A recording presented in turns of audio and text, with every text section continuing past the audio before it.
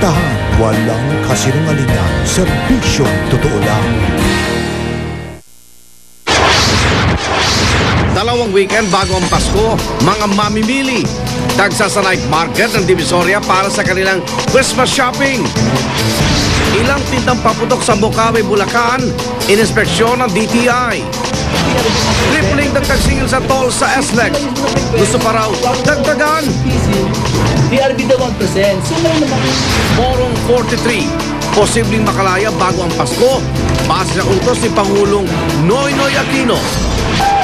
Itong pong frontman ng UP Manila, humakbo ng nakahubad bilang pagtutol sa budget cut ng mga SUC. Mahigit 5,000 manlalangoy, tatanggaing sungkitin ang world record para sa marathon relay swim. Isa na namang major win. Pambato ng Pilipinas, kinoronahang Bride of the World 2010. At makisaya sa pasya ng todo ang Christmas experience, pero di nakakabutas ng bulsa.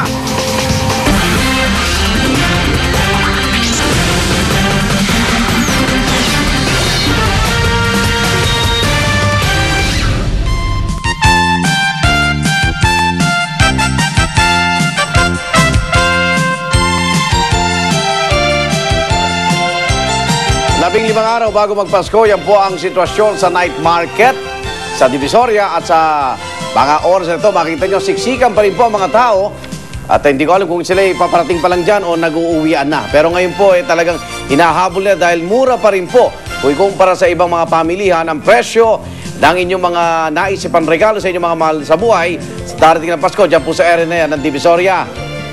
At ito naman kapuso ang live na kuha ng galoy ng trapiko sa EDSA Kamuning. Ang kanang bahagi ay yung papuntang Makati. Habang sa kaliwa naman po yung panorte. At dumaka naman po tayo sa EDSA Ortigas kung saan maraming mall. Ang mga nasa kanang bahagi ay yung papuntang Pasig, habang nasa kaliwa naman yung mga papuntang San Juan. Asilipin naman natin itong Christmas Tree of Hope sa Valenzuela City. Ngayong gabi po yan inilawan mga igan. Sa Canton City sa Ilocos Sur naman, bidang-bida itong high-tech fountain. Yan, na nakuna ng youth scooper na si Clifford Calpito. Nagmamadali na nga sa pamimili ng kanilang mga panregalo mga kababayan natin Dagsana sa night market sa Divisoria. At live mula sa Divisoria, Maynila, saksi si Victoria Tulad. Victoria? Arnold, Vicky, kahit malalim na ang gabi ay marami pa rin sa ating mga kababayan ang namimili rito sa night market sa Divisoria. Bukod kasi sa mura, marami pang kakaibang pangregalong mapagpipilian. Pagkagat ng dilim ay siya namang dagsa ng mga tao sa night market sa paligid ng Tutuban Mall sa Divisoria. At pinakapatok nga sa mga chikiting ang mga animal hat na ito na naglalaro mula 150 hanggang 180 pesos. Marami-rami na rin daw ang bumibili ng mga dancing stuffed toy na mabibili hanggang 380 pesos.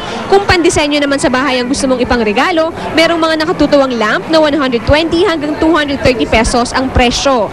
At dahil Year of the Rabbit ang 2011, sikat ang mga rabbit figurine na mabibili sa 70 hanggang 250 pesos. Pero ang isa sa mga pinakapatok dito ay ang electric light design na maaaring idikit sa t-shirt, kotse o sa bag. At kapag nakadetect ito ng tunog, bigla naman itong mag-iilaw. Sa dami nga naman pagpipilian sa night market, ang mamimiling ito, nakaka-5,000 na raw sa mga naipamili. Dito, nakarami na ako, naka 5,000 na. Ba't kayo dito bumibili? Kasi mura po dito. Si nanay naman, hindi iniinda ang dami ng mga taong kasabayan nakikipagtawaran. Okay lang, sanay na tayo dyan dahil kailangan nating bumili ng tawaran eh. Kaya di baling siksikan. Arnold, Vicky, bukas ang night market araw-araw mula alas 7 ng gabi hanggang alas 12 ng hating gabi. Nakaantabay naman ng mga security guard upang tiyakin ang kaligtasan ng lahat. Mula rito sa Divisoria, ako si Victoria Tulad, ang inyong saksi.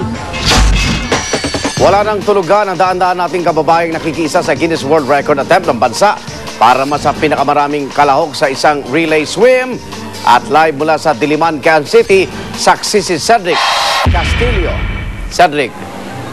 Yes, Igan, humigit kumulang 8 oras nang gumugulong itong world record attempt para sa The Great Pinoy Peace and Unity Swim. At sa ngayon ay mayroon ng 1,570 swimmers na isa-isa nang nakalangoy at umaasa ang lahat dito na itutumba ng Pilipinas ang world record na 5,000 swimmers. Sinalubong ng palakpakan at hiyawan ng suporta ang pagsabak ng pamangkin ni Pangulong Noynoy Aquino at anak ni Chris Aquino na si Josh sa Marathon Relay Swim. I'm happy. Layo ng relay swim ang malampasan ng Guinness World Record ng bansang Italy para sa 5,086 swimmers na lumangoy sa isang Olympic-sized pool sa loob ng 24 oras. Simple lang ang panuntunan, isa-isang lalangoy ang mga kalahok pero kailangan matatapos. Ang dalagitang ito halos huminto na sa gitna pero hindi naman nagpasindak ang 5 taong gulang na si Samuel Layug. Are you a good swimmer? Yes. Sa palibot ng pool, pila-pila ang mga sabik ng sumabak sa record attempt. Dato, ilang hours ka naghintay bago ka nakaswim?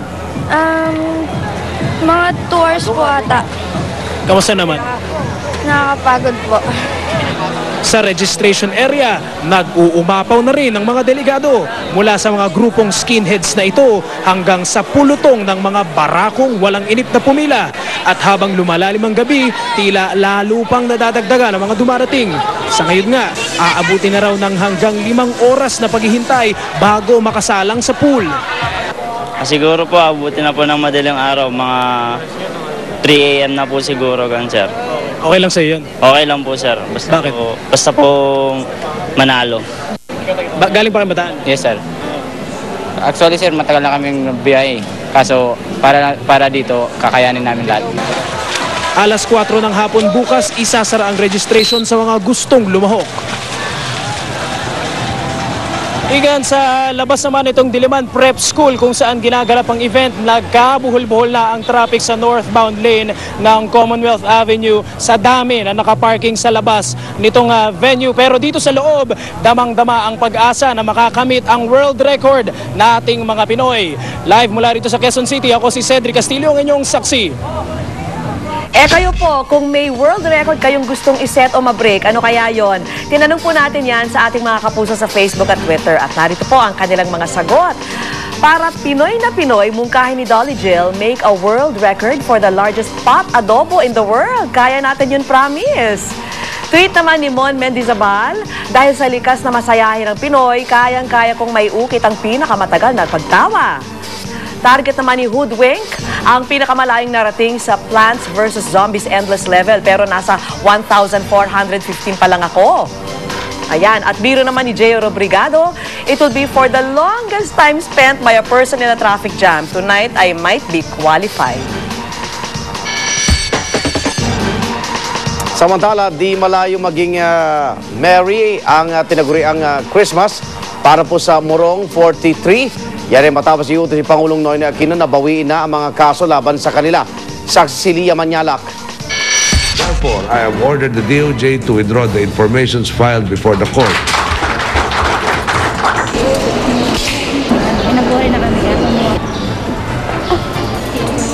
Mainit na yakapan at mga luha ng saya. Yan ang nasaksihan ng GMA News sa Bagong Diwa kung saan nakapiit ang tinaguriang Morong 43 matapos ipag-utos ni Pangulong Noynoy Aquino na bawiin ang mga kaso laban sa kanila. Katunayan, bago magpasko ay posible nang makalaya ang mga health worker na 10 buwan nang nakapiit matapos arestuhin noong Pebrero sa hinalang mga miyembro sila ng New People's Army. Illegal possession of firearms and explosives at paglabag sa election gun ban ang mga kaso ng Morong 43. Mula nung February 6. Sa Lunes, ihahain ng DOJ ang motion sa Regional at Municipal Trial Courts sa Morong Rizal. Kung aaprubahan ng korte ang motion ng DOJ, makakalaya na ang Morong 43. We would want to target it before Christmas Day that the Morong 43 would be freed, hopefully. Pero 6 sa Morong 43 ang hindi pa pwedeng palayain dahil sa nakabinbing warrant of arrest laban sa kanila. Ang hukbong sandatahan naman, tanggap daw ang naging desisyon ng Pangulo. Gayunman, pinaninindigan nila ang pag-aresto sa Morong 43. 5 raw sa mga naaresto ang umaming miyembro sila na tinatawag na underground movement. Bumaba ang utos ni Pangulong Noynoy Aquino ngayong ika-62 anibersaryo ng Universal Declaration of Human Rights at sa gitna ng mga batikos na hindi raw pinapahalagahan ng gobyerno ang human rights. Ito'y dahil sa desisyon nitong huwag dumalo sa Nobel Peace Prize ceremony sa Norway kung saan paparangalan ng Chinese human rights advocate pero itinuturing na kritiko ng China na si Liu Xiaobao. Bagamat una nang inanunsyo ng pinuno ng Administration of the Norwegian Nobel Institute na magpapadala ng kinatawan ng Pilipinas sa seremonya, kanina ay nilinaw ng DFA na hindi ito mangyayari. Ayon kay DFA spokesman Ed Malaya, problema pa rin daw sa schedule ng Philippine Ambassador to Norway ang dahilan at hindi raw ang di umano'y pamimressure ng bansang China na mag-boycott. Sabi naman ng Pangulo, ang naging hakbang niya sa Morong 43 ay isa lang daw patunay na prioridad ng kanyang administrasyon ang karapatang pantao. Violators of human rights will be held accountable for their actions, and the state will protect, with unflagging commitment, the rights of all its citizens. Ako si Lia Manyalak, ang inyong saksi.